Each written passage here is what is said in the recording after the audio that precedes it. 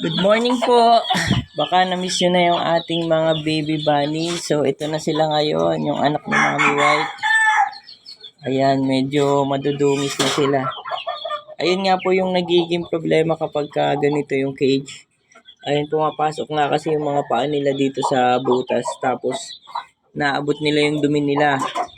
Dahil nga 1 week tayong wala, hindi tayo nakapaglinis. So, pero kung nandito po tayo sa bahay, usually 2 times a week ako naglilinis or every other day kapag walang biyahe. 5 piraso nga itong anak ni Mommy White dahil inalis ko na rin yung nest box kagabi. Nakita ko kasi lahat sila nandyan na sa labas. Baka meron na namang maipit. So, dahil wala naman laman tong ating bagong cage, dito ko nga inilalagay sana yung mga iwinawalay natin ng mga anak. Ililipat ko muna sila dito para malinis ko din yung kulungan. At para din mapalitan ko na rin ng plastic matting tong isang kulungan na to, parang ganito. Ayan, so lahat ng kulungan natin gagawin na natin plastic matting para hindi na madumihan yung kanilang mga paa. So, ayun po, ilipat ko muna po itong mga babies at si Mommy White.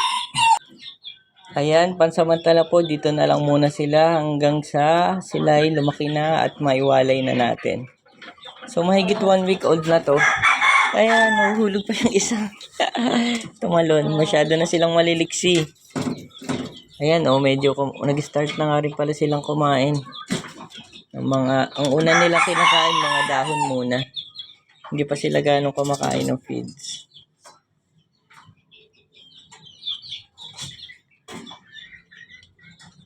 Ayun po yung anak ni Mommy White. Mga 2 weeks pa, pwede na silang iwalay.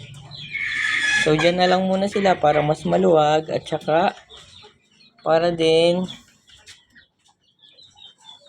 hindi na malusot yung mga paa nila sa cage. So, mamaya maglilinis po tayo dahil 1 week tayong wala for sure. Lagpas isang timbang dumi na naman yung ating makukuha dito sa lahat ng mga cage.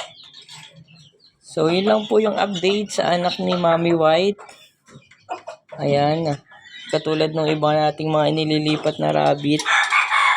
Inaamoy muna niya yung paligid kung talaga bang safe dito yung kanyang mga anak.